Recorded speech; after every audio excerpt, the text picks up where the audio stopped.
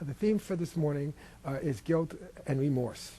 While remorse is not a word that is used in the Course, I feel it's a helpful term, especially the way that I'll be describing it, that is the counterpoint to the ego's guilt. So we'll spend this little talk talking about guilt and remorse. When we think of guilt, it's obviously going hand in hand with sin. I believe I've done something wrong, and that makes me wrong, and that's what the experience of guilt is. In fact, we could define guilt as being the sum total of all the thoughts and feelings of self-hate that we have, all the negative thoughts and feelings that we have about ourselves, feelings of inadequacy, of failure, being inferior, being sinful. And it's not only that we're guilty over things we have done, the core of this guilt is that we are inherently guilty, we are inherently sinful. And the problem with guilt is not only the pain of the experience itself, but within guilt one finds the means for self-perpetuating, or perpetuating that guilt, the self-perpetuation of all these negative thoughts about ourselves. Because guilt is so horrific and horrendous an experience that, as the Course tells us, it blinds us. Not only it blinds us, and it is blinding. Right? It is blinding because we don't see the truth, and it blinds us because we don't realize ultimately that we even have a mind that is the home of guilt. Guilt is so horrific, once again, that all we can do is try to deny that it's there, what Freud referred to as repression. And once we repress something or push it down in our minds, we inevitably and invariably must push it out. And that's what projection is. One cannot have projection without repression. One cannot have repression without projection. They go hand in hand. Actually, just that's why sin and guilt do. That when we believe we are sinful and we feel guilt over that, again, the guilt is something that is so intolerable for us. It's so painful. Because the ultimate meaning of guilt is not only that I've destroyed love and innocence, but I will never get it back. I mean, that's the horrendous thought of what guilt is. And so we can't deal with that guilt, and so what we do is we try to get rid of it, and we put it out onto other people. But all that does is reinforce the guilt, what we could think of as the guilt attack cycle. I feel guilty. I have to repress the guilt and then project it out. And when I project it out, I'm attacking, and which only makes me feel guiltier because on some level I realize that my guilt is unfounded. Excuse me, my attack is unfounded and unjustified.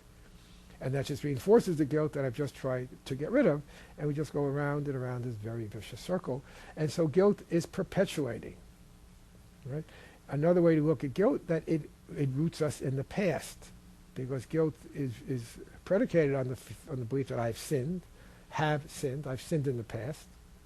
Remember, the ego tells us that linear time is real, and that there is a past, present, and future.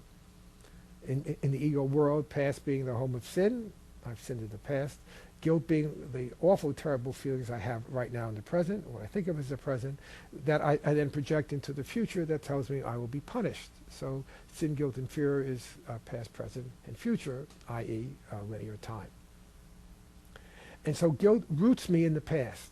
And the worst of all is that guilt ensures that I will continue to act out and sin, which is the very root of my guilt.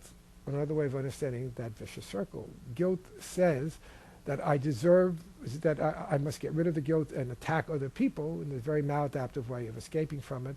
But all that does is reinforce the very guilt that roots me in the past and ensures that I'll continue and continue and continue to feel guilty and project. And there's no way out of that very, very vicious circle. Enter remorse.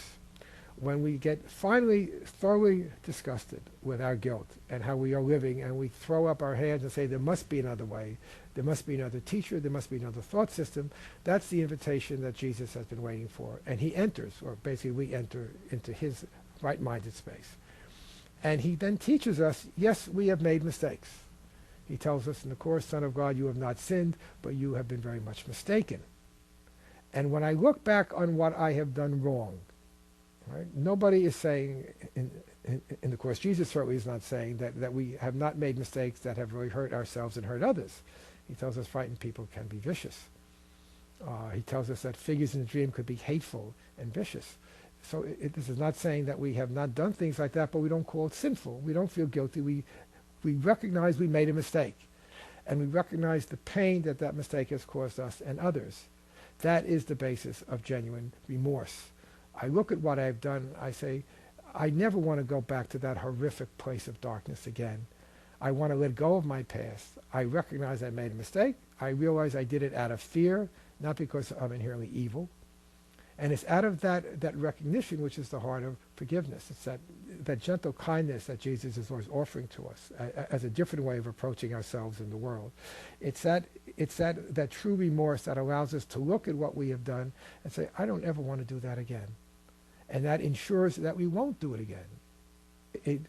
It delivers us into the holy instant in which there is no past, there's no guilt-driven present, and there's no fear of the future. And it's in that holy instant that remorse has its birth and gently gives way to true forgiveness that says, I will never attack myself or anyone else again. And that's when the peace that Jesus has been holding out to us in our minds is allowed to be itself and to flower and to inform everything in our lives now and in the future.